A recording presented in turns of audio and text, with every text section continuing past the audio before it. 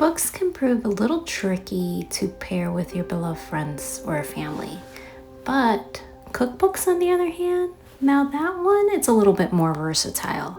Hang out with me. I will share with you some last minute gift ideas for the foodies in your life. In my dreams, I'm a warrior, princess in a pattern skirt, oh yeah. Welcome back, friends, to my revamped space, Seaside Reads with Arlene. Today, it's cookbooks. I originally started this thinking I was going to do like a top 5 for like the best type of cookbooks, gift ideas for the cooks in your lives. But that did not happen. I have literally 14, and that was me quitting it off at a certain point. So we're going to call this volume 1. And if you guys are interested, I will share even more cookbooks with you because I have an expansive collection and I really, really love them. I kept this as general as possible so it can appeal to different types of cooks. So the first one is by Joanne Lee Molinaro. I have both of her cookbooks because I'm simply obsessed. She is just like an amazing human, and you should follow her also on her Instagram account. Her storytelling abilities are just beautiful, and I know a lot of people look at cookbooks and they're like, oh, just give me the recipe, and some people enjoy the story element. This is definitely heavy on the story elements, but you just learn the history and everything along with her family connection to each of the dishes. So this is the Korean vegan cookbook. This was the first one, and this one is the one that was just released not too long ago, the Korean vegan homemade. I absolutely love this one, but this one is my favorite of both volumes. So if you only can pick one, I highly, highly recommend the homemade one. They're both excellent. They're both excellent. So I'm going to show you a little bit inside of each one as we're going through this list, if that's okay with you. So let me show you the first, and not everything's going to be vegan, so don't worry. Been vegan several times in my life and kind of stepping out of it. Now I'm back into mostly plant-based, a little, I would call myself a little pescatarian, but I don't really eat fish, so not so much. I know it's complicated. I have a lot of food allergies. A lot of times of these cookbooks, we have to like translate certain things. So I do look at books that are easy for me to translate for gluten-free, dairy-free, and things like that. This one has a lot of like, you know, education, like the basics, getting your pantry ready, and again, that story element. But it is absolutely a stunning collection. Especially if you have someone in your life or for yourself that is trying to cook more of these Korean dishes, but you know, really want a vegan twist to it. These are very easy to adapt. I found them easy to follow. I will be 100% honest. I do not follow recipes to the T. I am incapable of doing that, but this is a beautiful, beautiful collection. Now the homemade one, I just think she just hit it out of the park with this one. I love this one even more. We have marked and tried a few things already from this one, and we kind of go all over the place. It has a mixture of beverages, it has main dishes, sides, and all that jazz, dessert even. So it's beautifully told, so it feels like you're reading a piece of literature, but add food to it. The sesame broccoli was really good. This came out really well. Wow, I wish I would have taken a picture of it, but I didn't. But there is so many fun recipes in here that just, you know, kind of diversifies your kitchen, and you know, when you're getting bored of the same thing. That's what I love about cookbooks. Not only does it give me extra recipes, but then I can just, you know, be inspired when I'm in a rut and everything is just the same. Continue on the plant-based train. My meat eaters, don't worry, I have Rex for you too. The next one, I've had this for quite some time. As you can see, I have literal so many post-it notes marked for this title. This is Fiber Fuel Cookbook. There is an actual book with this. This is Dr. B. Everybody calls him Dr. B, and he's a gastro doctor. And I really love, again, the story element of this. The first beginning section is basically his story, then obviously sharing his knowledge, and then it goes into the recipes that he put together along with the nutritionist. And I can say that we have tried so many dishes from this book, and it has been a hit. A great gift along with the book title.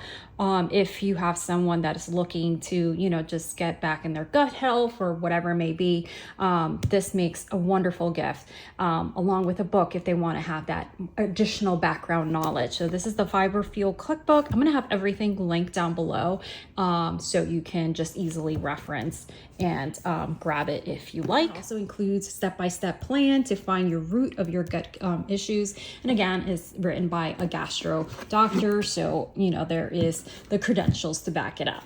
I really love this one. This is definitely also plant-based, but if you are someone that is not plant-based, it's easy to translate these recipes to add meat to it if you like. My family has never been plant-based. We do have dairy allergies across 3 of us, so we like to have the plant-based ones because it just already has the alternative written. It is Love and Lemon Cookbook, and this is the Love and Lemon Simple Feel Good Food. I really love the whole vibe of these. These have, and this makes like a beautiful look on your bookshelves or like on your stand in your kitchen.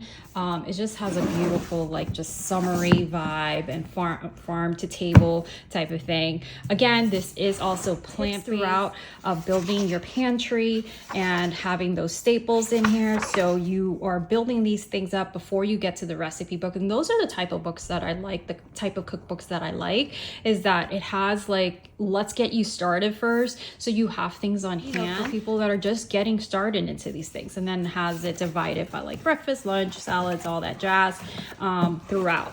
The images are simply gorgeous, and it's just a lively cookbook. And again, these recipes have been a hit. I have tried, obviously not all of it, or else, you know, like there's just not, it's not possible, but they have been quite a hit, and it has been pretty easy for me to swap gluten-free. And they do make recommendations in a lot of these cookbooks, like, hey, you can swap this easily as a gluten-free with this. Volumes. This is the simple one, and this I think was the initial one, and it has the same flow and how to cook with what you have on hand. And again, it has that like teaching element to it, which I enjoy from cookbooks. Even if you're a longtime cook and just consider yourself an expert, there's always something that you can learn and something you can adapt and make things even better. So I love all the different components to Janine Donofrio's title. So these are both plant-based. The next one is from this cafe. I love this, and if I'm ever in town, I want to visit in Southern California. I haven't been since I was, I haven't been since my late 20s in Southern California. My sister actually lives down there. Love is Served from Cafe Gratitude is recipes from the Southern California spot. And I don't know if you've ever visited, but I absolutely want to eat here.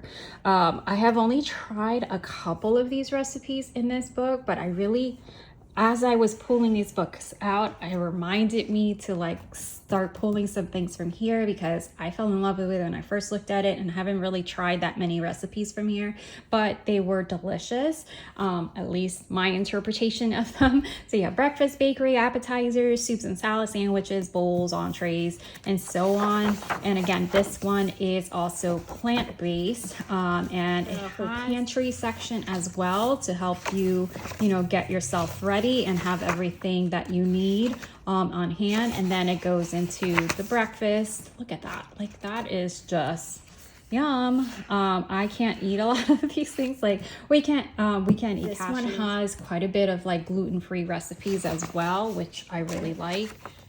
this broccolini recipe. This is one of the ones that I was looking at. I'm not sure that anyone would really try it. I love the bowls that this one has. It has quite a bit, like the Indian curry bowl. I'm all over that.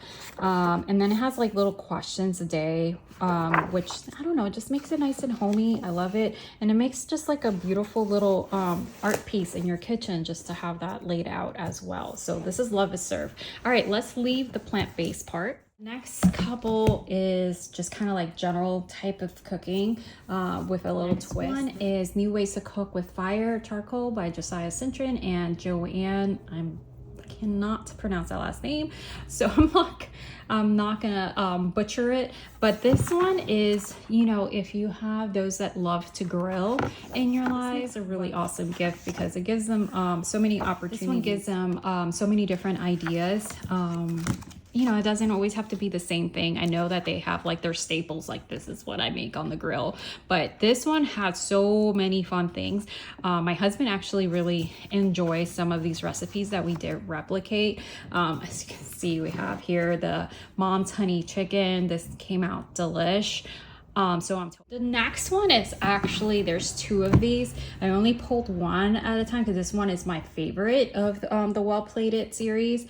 It's so awesome. I love this one. This is like very approachable and like very family friendly cooking. So like, you know, moms in your life or parents in your life, whatever that you're just looking for ideas. I think this one is like a great, again, the story element to go along with it. And then the recipes, like I said, it's not like, you know, foreign. It's not like things that are like out of the scope of what you're willing to try. If you're not an eater, like some people in our lives are not. I am not. I do love Asian cuisine and things like that, but there is a lot of things I won't try. I'm very, very picky, but this one has so many amazing recipes. And actually the first one, I tried more recipes on the first one than this one. Has been very easy from this author, from this cookbook author, to translate these recipes into something that we can eat with our dietary restrictions. So that is very, very important to me.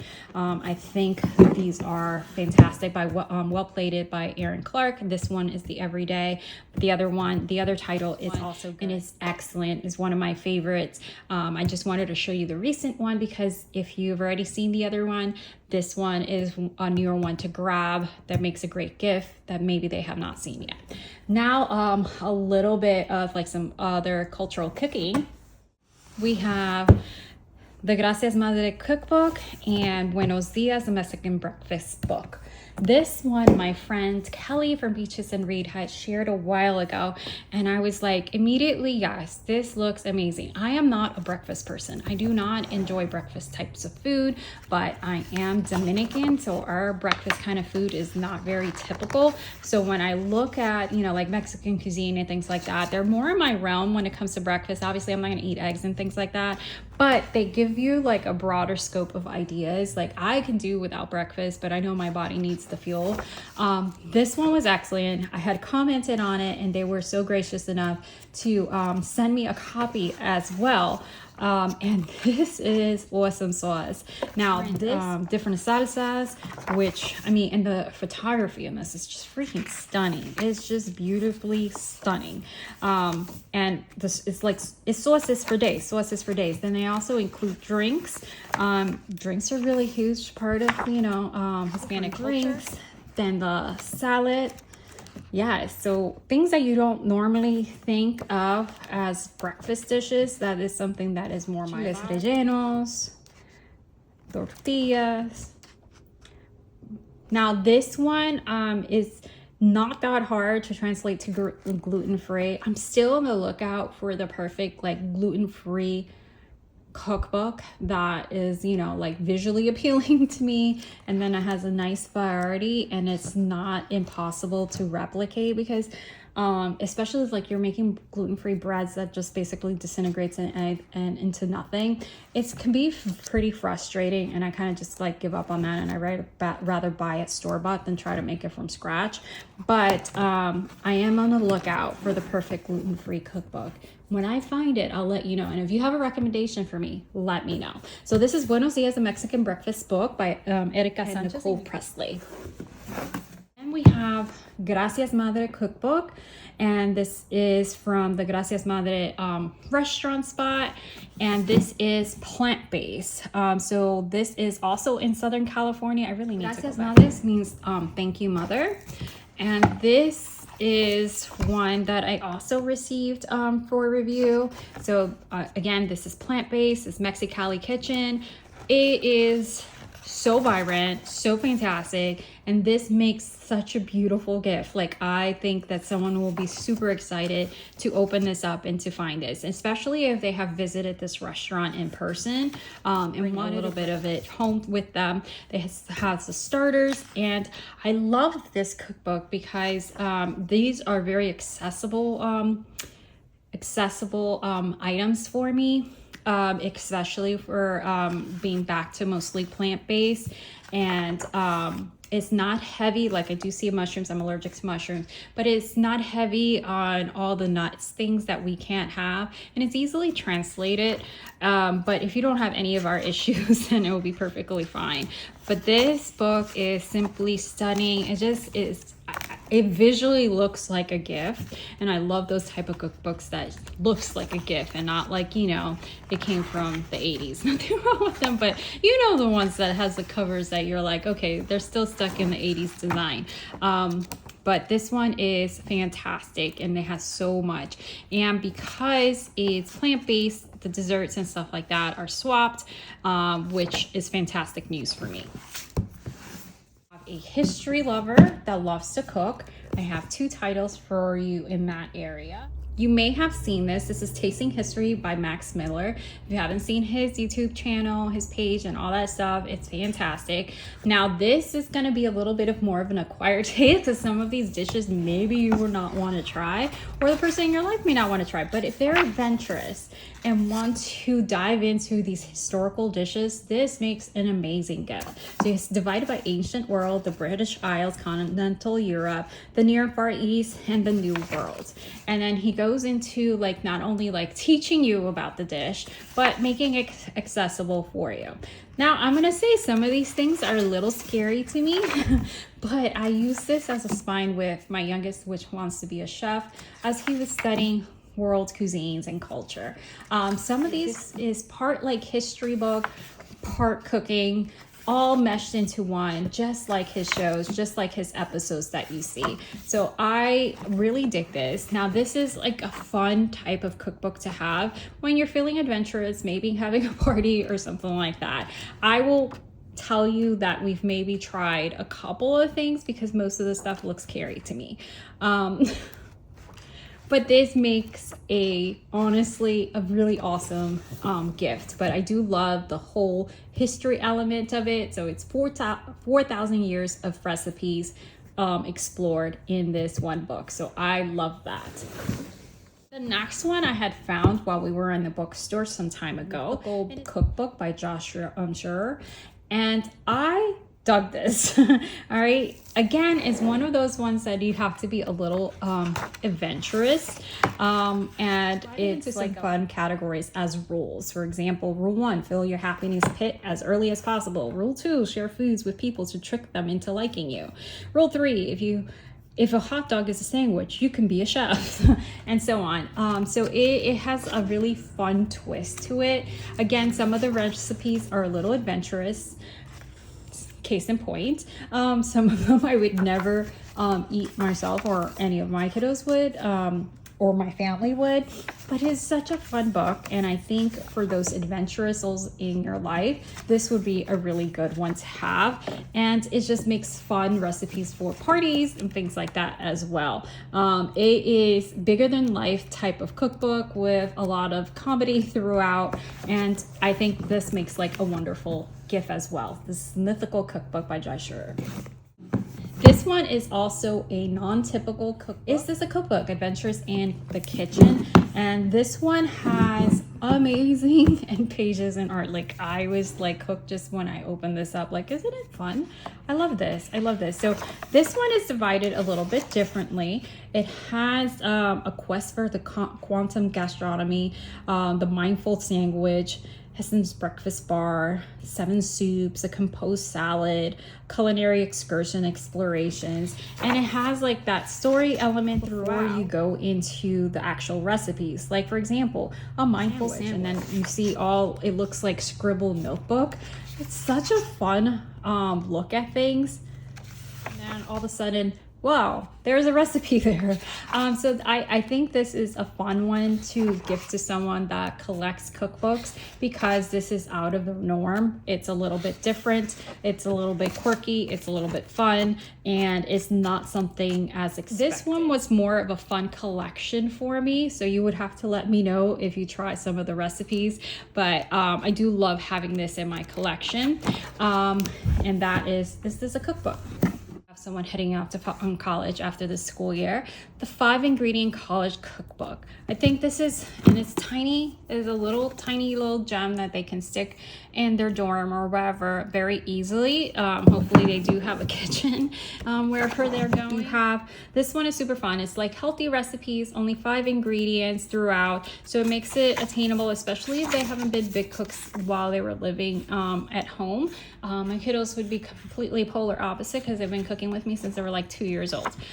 So eat what you want: breakfast, snacks, small bites, salads and sandwiches, soups and stews, vegetarian, vegan mains, seafood and poultry, pork and beef mains, sweet treats, and kitchen staples. So it's divided into that. And here, eat what you want. It has the basics, so your kitchen tools. So again, if they didn't hash this out before leaving home, they have like all these things there. Or maybe parents, caregivers, whoever weren't big cooks themselves, so this gives them like a little running start. The pantry basics, don't go broke, recovery food. So this gives them more than recipes. It gives them like that educational element to it as well. The fresh stuff, to wash or not to wash. So a lot of the how-tos about recipes, knife skills, all this is included in this little tiny book that makes it a perfect little teen book. And you don't really need to wait for your for the person to go to college. If you want to give this to a teenager or even a tween, these recipes, you can totally do that. And again, it's just a quick little book of so many different things that is easily attainable for them, and that the prep time and cook time is not a big deal at all, and it has a great mixture. So I think this is a little fun little gift, and like a little necessity, like send somebody off with. So this makes a great gift as well. That's the 5-ingredient college cookbook. All right, that was it. We have the gigantic stack. I'm going to call this volume 1 because I have so many other cookbooks I want to share with you guys at a later date. Let me know which one caught your eye the most, which one would fit which family member or friend in your life, or which one would fit you the best. Let me know your comments down below what your thoughts were. The links will be in the bottom, so you can grab them wherever these books are sold. And I'll see you guys next time. Bye.